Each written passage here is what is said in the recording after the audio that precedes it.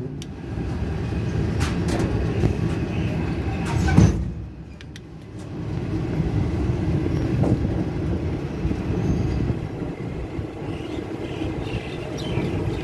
นี้เรากำลังจะถึงสถานีแม่น้ำแควใหญ่แล้วนะครับสะพานแควใหญ่ครับ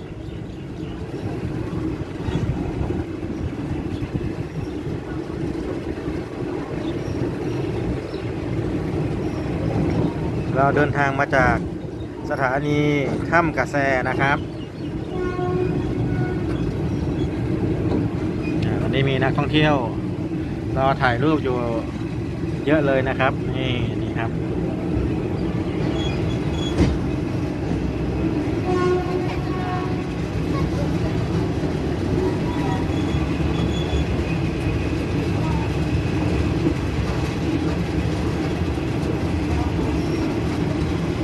ข้างล่างก็มีครับคนเยอะเลยนะข้างล่าง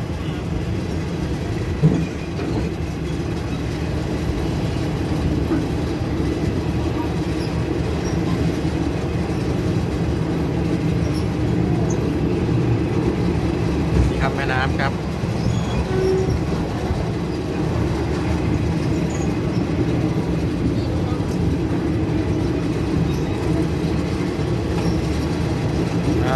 กลางสะพานแล้วครับบอกมือไม่มาแล้ว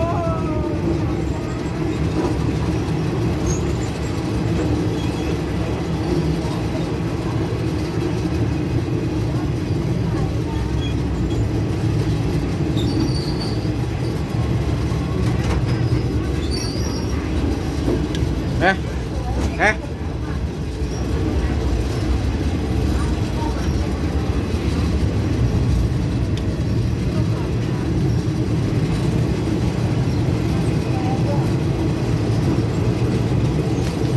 ใกล้ถึงสถานีแล้วครับ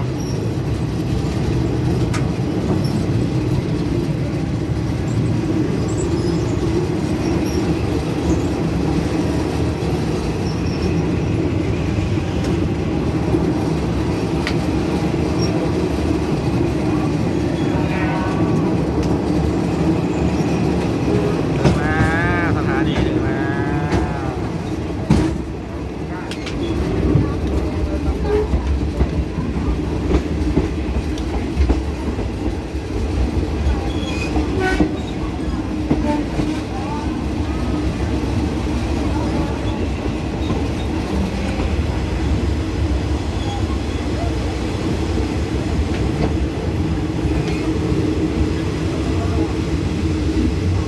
ข้างในนี่บ๊ายบายถึงแล้วครับโอ้ยลงครับลงลงแล้วถึ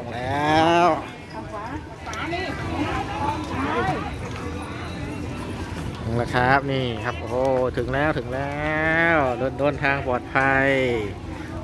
นะครับ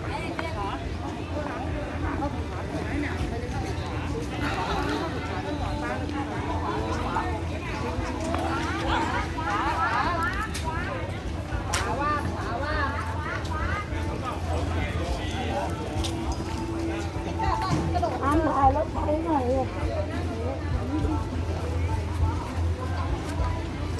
มานี่เร็วแล้วมาเร็วว้าว